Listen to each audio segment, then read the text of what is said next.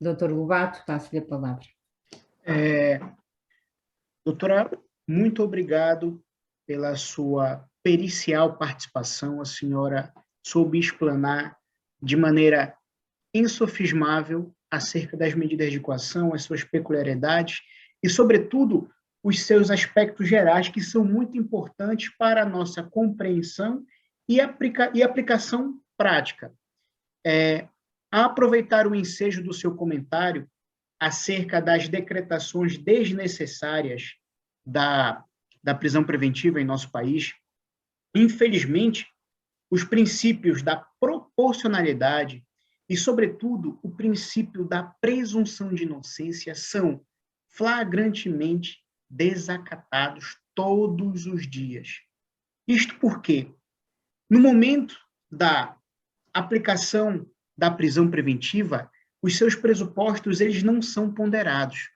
O arguido, ele, em função dos supostos indícios que contém naquela fase preliminar do processo, ele já é visto como algoz, ele já é visto como alguém que não tem o direito de se inserir e de desfrutar do seu direito à liberdade. E é por isso que, infelizmente, temos os nossos presídios lotados. Agora, é claro, eu gostaria de também acrescentar que, infelizmente, ao meu ver, obviamente, e salvo uma melhor opinião, o nosso Código de Processo Penal, ele não acompanha a nossa Constituição a nível de garantias fundamentais. Digo isto porque, na prática, quando há uma detenção em flagrante e o arguido ele é subalternado ao primeiro interrogatório de arguido detido, além de nós não termos o tempo suficiente para analisar o processo e realizar uma defesa mais eficaz, até mesmo porque ele deve ser submetido ao primeiro interrogatório no prazo de 48 horas, o Ministério Público, quando ele faz a indiciação, o juiz de instrução ele fica vinculado aos indícios que o Ministério Público atribuiu, indícios esses que, por vezes, são provenientes de uma interpretação jurídica inadequada, como, por exemplo, o arguido ele é acusado de homicídio doloso, quando, na verdade, o homicídio foi culposo. Entretanto, naquele momento processual, nós não temos a possibilidade de discutir a qualificação jurídica, mas tão somente os pressupostos ou não da medida de coação que vai ser aplicada. E, portanto, muitas das vezes, os arguidos, eles são indiciados por um crime mais grave, são presos preventivamente e, no decorrer do julgamento, se torna possível demonstrar, mediante as provas que são produzidas em julgamento, demonstrar que não foi o crime mais grave, foi o crime menos grave. Menos grave esse que, a altura, se fosse ponderado, não seria decretada uma medida restritiva de liberdade. Ou seja, o arguido não é julgado, ele tem o martírio de ficar preso preventivamente, sabe-se lá, quanto tempo, e no decorrer do julgamento,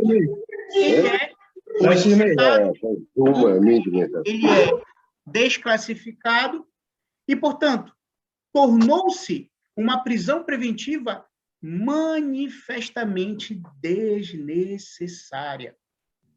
E é justamente por isso que nós temos que ter atenção em relação a esse aspecto. É por isso que eu sou a favor de uma mudança no Código e de que torne possível que nós possamos discutir a qualificação jurídica no decorrer da indiciação e, obviamente, no decorrer da aplicação das medidas de coação. Isto em homenagem aos princípios da proporcionalidade, dignidade da pessoa humana e, sobretudo, presunção de inocência. Até mesmo porque, ao contrário do que pensa a opinião popular, alguém que responde um processo penal é um bandido. Ora, na verdade, as garantias fundamentais, elas existem justamente para preservar o cidadão de bem de um eventual abuso por parte do Estado. Se há presunção de inocência, ela tem que ser respeitada. A prisão preventiva, ela só pode ser decretada em casos excepcionais.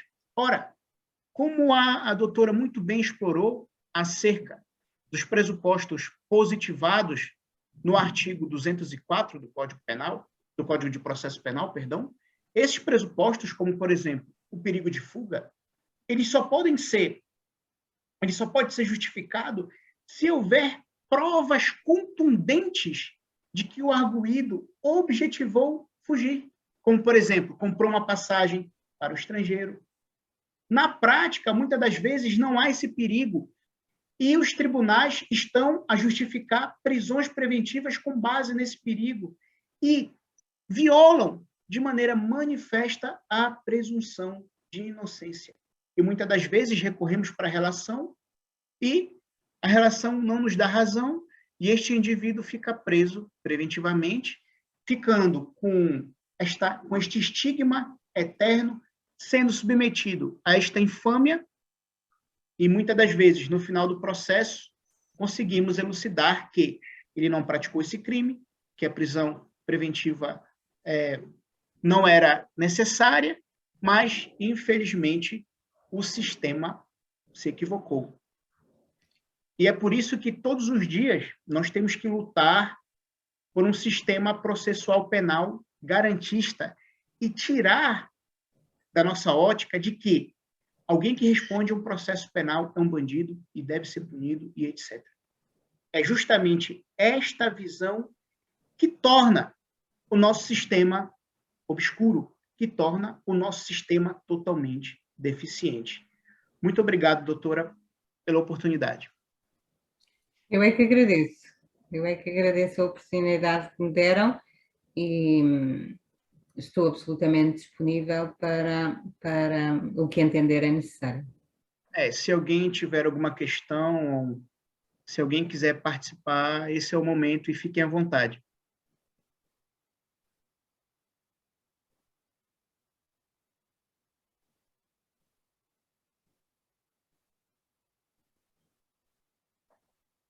Há que entender aqui só uma coisa e eu gostava de deixar esta nota final, é que há necessidade de intervenção séria do advogado. O advogado não pode manter-se calado. O advogado tem que pegar em todas as ferramentas que o legislador lhe deu e pugnar pelos direitos dos seus clientes. Um advogado calado não é um bom advogado. E, portanto, cada vez mais estudo das matérias, cada vez mais inconformação ou inconformidade relativamente àquilo que é decidido, devem ser apanágio da atitude de alguém que jurou defender as pessoas que representa. E, portanto, devemos ter em mente que o advogado deve recorrer sempre que entender que o seu posicionamento é distinto e que o seu posicionamento é o mais correto na situação em contrário. O advogado deve falar sempre que entender que estão a ser violados direitos, que estão a ser violados princípios, que estão a ser cometidos vícios processuais, sempre que se verifiquem irregularidades, nulidades, sejam elas sanáveis ou insanáveis, deve sempre estar alerta no processo e intervir de forma ativa. Um advogado calado não é um advogado. Inclusivamente, doutora, se a senhora me permitir, na verdade, havia uma questão que eu mesmo gostaria de explanar acerca do habeas corpus. O habeas corpus, ele, como se trata de um remédio constitucional de caráter extraordinário, ele só pode ser, obviamente, apresentado perante o STJ e dentro daquelas 3 condições que estão taxativamente catalogadas. Contudo, e a fazer uma relação de direito comparado, eu entendo que deveria haver uma modificação na estrutura do habeas corpus, até mesmo porque, como se trata de um instrumento que objetiva proteger o maior bem jurídico que temos após a vida, que é a liberdade, eu entendo que, na verdade, todo e qualquer tribunal de qualquer instância, obviamente respeitando as respectivas fases, deveria ter a competência de apreciar um habeas corpus, e eu entendo também que as hipóteses de cabimento, de admissibilidade do habeas corpus deveriam ser ampliadas. Isto por quê? Porque muitas das vezes, por uma mera razão de formalismo processual, a liberdade dos nossos constituintes fica restrita. Ora, se temos a Constituição, que é a base do direito, e é a lei, com base na teoria de Kelsen, que é superior a todas as demais, nós devemos, obviamente, ter mecanismos jurídicos que possam acompanhar o status da Constituição. E, portanto, muitas das vezes, quando temos um tribunal da relação que nega o nosso recurso ordinário, e às vezes não há, ou supostamente não há, cabimento a um habeas corpus, a defesa fica de mãos atadas e fica a esperar aqueles 3 meses de reexame dos pressupostos da prisão preventiva para poder se fazer alguma coisa. Por isso, eu entendo que deveria haver uma modificação no habeas corpus no sentido de que todo e qualquer tribunal pudesse apreciá-lo e também que as hipóteses de admissibilidade do habeas corpus fossem mais amplas, como, por exemplo, quando um juiz de instrução ele nega um requerimento de relaxamento ou revogação de prisão preventiva, com base na interpretação dos seus pressupostos, dessa decisão de indeferimento poderia caber o habeas corpus. Porque o habeas corpus se trata de um mecanismo com o intuito de resguardar a liberdade do indivíduo. E isto deveria superar todo e qualquer formalismo processual que muitas das vezes se torna um obstáculo para galgar a liberdade. Deixe-me dar-lhe aqui uma nota relativamente à questão das eventuais alterações. Eu não sou muito a favor de grandes alterações, porque as alterações, quando surgem, normalmente surgem em função de um caso concreto, não são estudadas e acabam por revolucionar de forma negativa aquilo que já existe. Nós podemos fazer alterações ponderadas, estudadas, e há alterações com certeza a fazer. Mas há uma coisa que do direito deve realçar-se sempre e que deve resultar todos os dias, que é aquilo que eu denomino de artigo 0. O artigo 0 relativamente a todos os códigos. E esse artigo 0 não é mais do que a sensibilidade e o bom senso. Porque se nós aplicarmos a sensibilidade e o bom senso a cada uma das situações que analisamos, por certo, a decisão será a mais correta.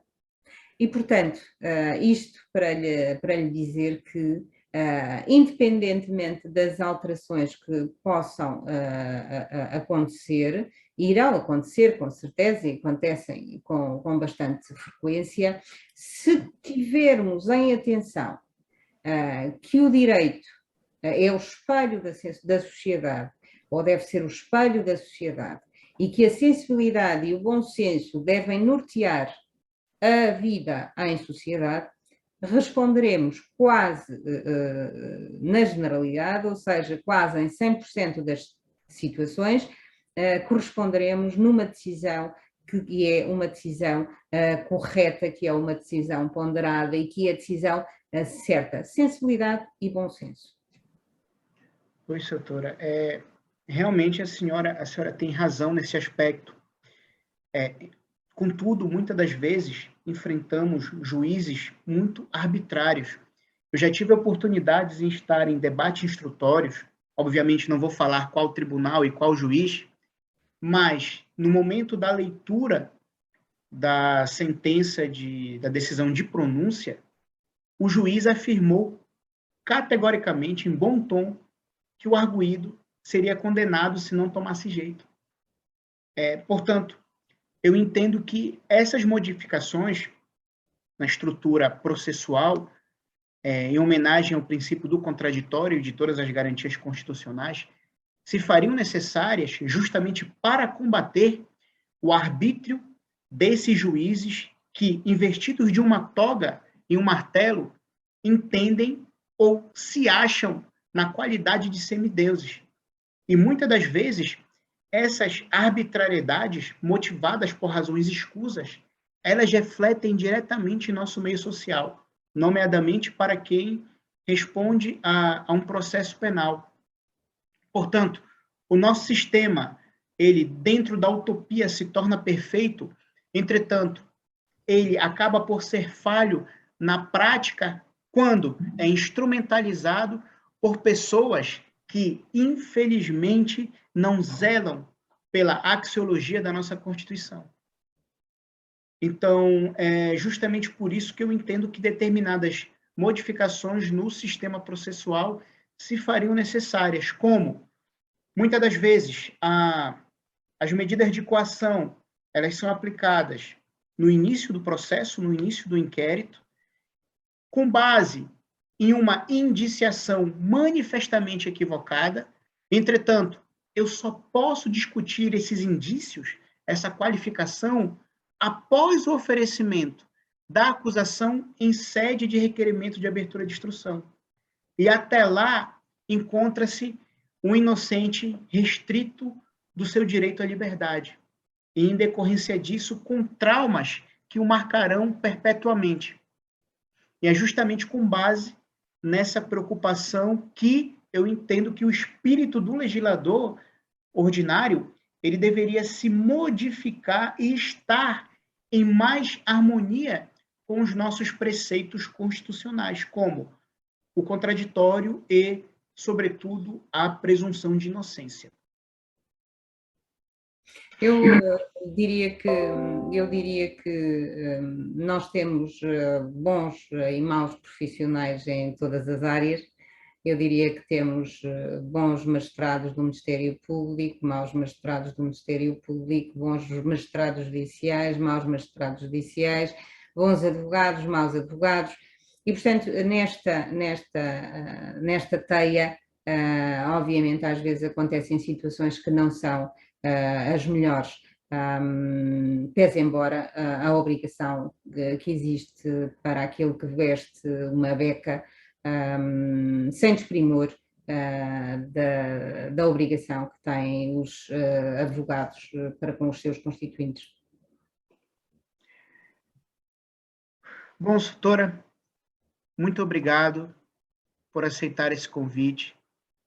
Isso, para mim, como um eterno aprendiz, é muito importante.